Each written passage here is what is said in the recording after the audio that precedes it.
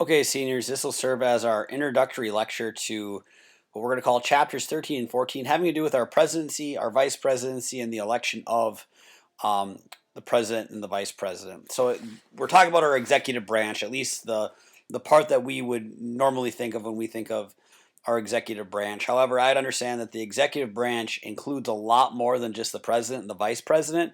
It also includes cabinet members, various agencies, and such.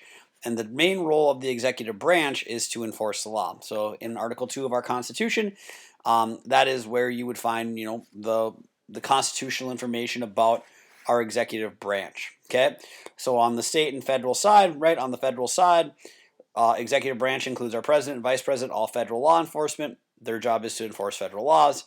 On the state side of things, our state governor is viewed as our state executive, along with all state law enforcement. Okay, so the governor and state law enforcement, they enforce state laws, and again, they make up our federal and our state executive branches.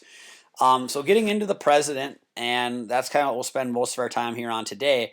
But looking at the roles of the president, and I know when we think of the president, okay, yep, their role is to pass bills and the laws, it is to make appearances, it's to do this and do that, and be talked a lot about on the news and such. But we start breaking it down, talking about like the formal roles of the president. There's 8 of them that we normally look at. So the first role of the president is we view the president of chief of state, basically meaning chief of state. They are the leader of the United States. They are the leader of our nation. Therefore, they are the chief of state. The president is also the chief executive. They are the head of the executive branch, the most powerful office, quote unquote, in the world. The president does have a lot of power, as the United States is one of the most powerful nations in the world, and the president is the leader of the United States.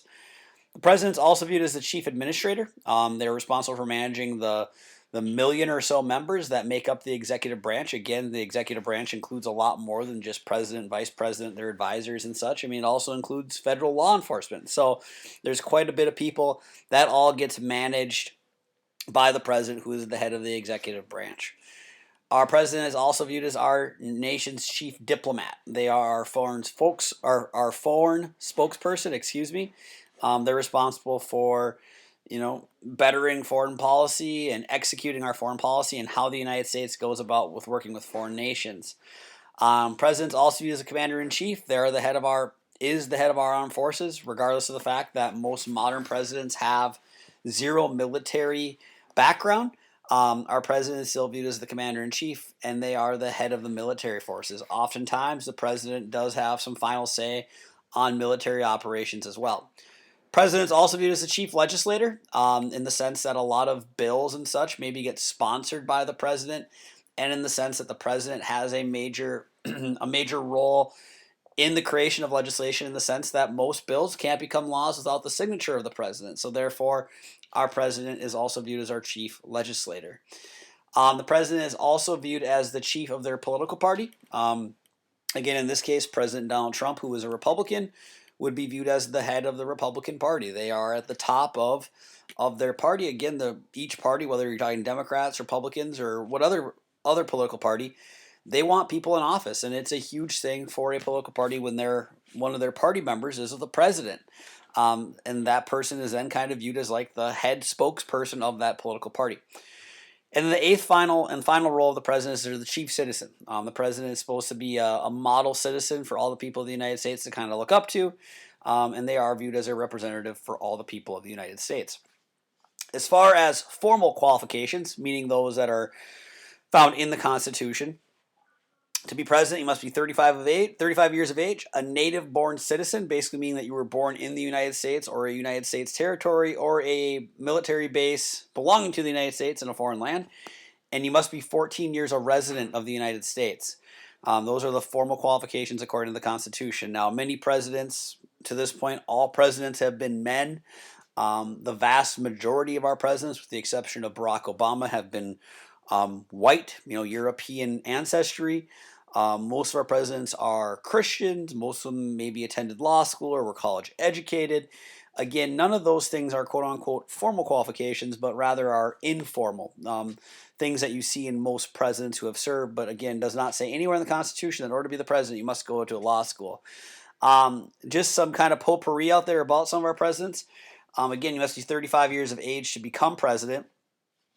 Theodore Roosevelt was our youngest president ever. When he succeeded to the office, he would have been vice president for William McKinley. When McKinley got assassinated and died, um, Roosevelt at the age, actually I take that back, at age 42, right? Age 42, Roosevelt succeeds to the presidency. He was not elected by the people that time. He succeeded to the presidency because of the death of William McKinley and his role as vice president. However, John F. Kennedy was the youngest president elected at age 43, and then President Donald Trump just a little bit older than President Reagan. I believe he was 78 or 79 when he was elected. As far as terms, again, most presidents, with the exception of one, have served 2 4-year terms. Excuse me, that's the limit. Presidents do get elected to a single 4-year term at a time. Up until 1945, after the death of FDR, there was no law or anything that placed a term limit. Most presidents only served the 2 terms because that's what had been done before them. FDR, given the circumstances of Great Depression, World War II, kind of all that, he served parts of 4, dies. He dies shortly after the start of his 4th term, and Harry Truman will take over. But it's after his presidency when the United States ratifies the 22nd Amendment that places a constitutional limit on the number of terms a president can serve at 2. As far as pay and benefits, the president gets paid $400,000 a year. They're not expected to work anywhere else in the United States while they're a president for money. $400,000 a year. Yes, they pay income taxes.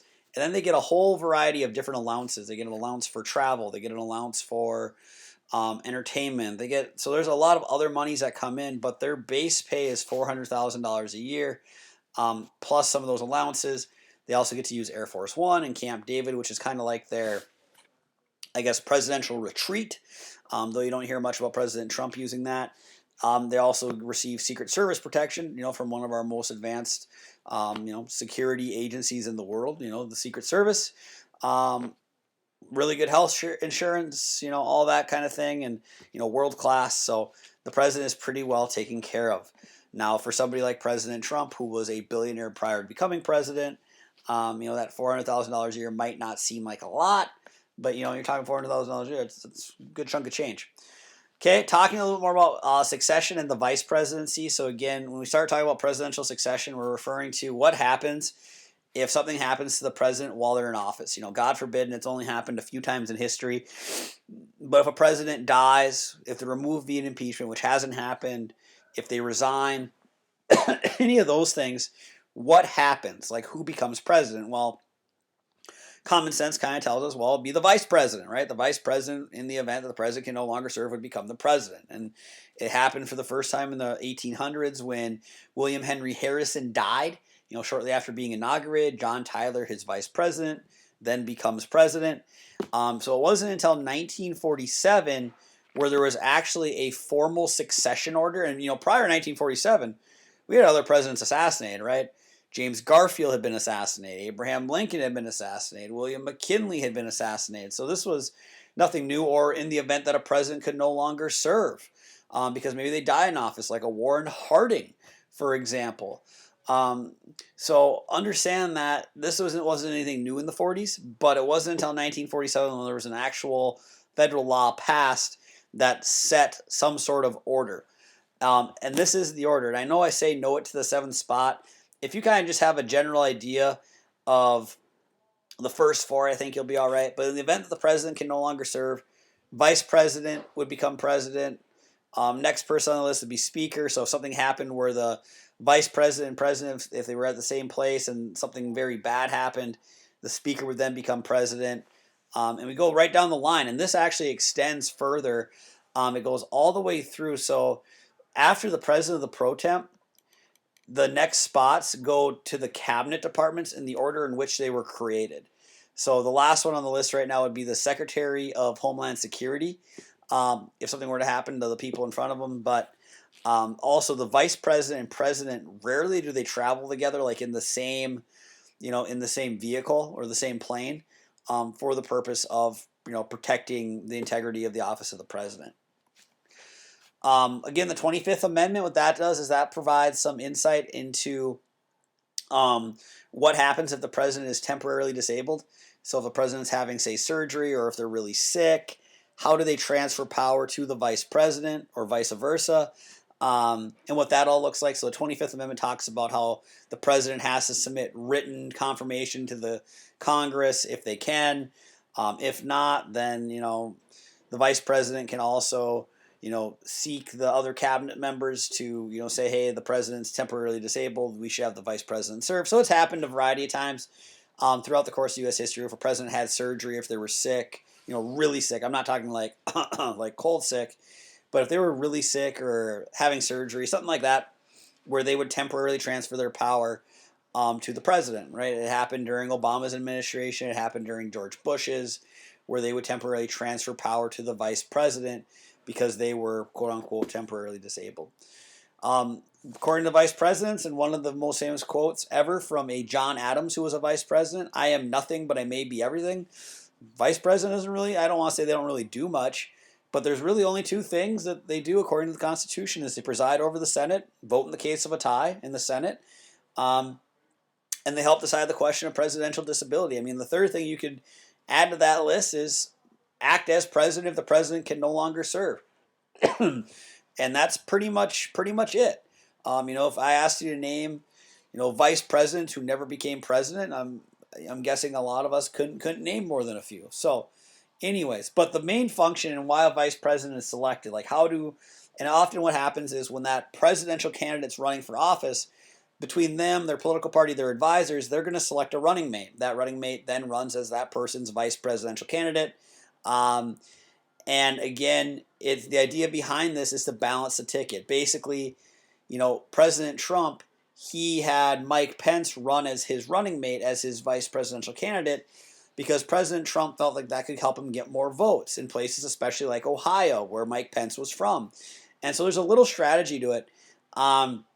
But the idea of balancing the ticket, putting that vice presidential candidate's name on the ballot attached to the president's name, with the idea of getting the presidential candidate more votes. And that's balancing the ticket. Okay. On Thursday here, we'll talk a little bit more about the Electoral College and how we elect the president. In the meanwhile,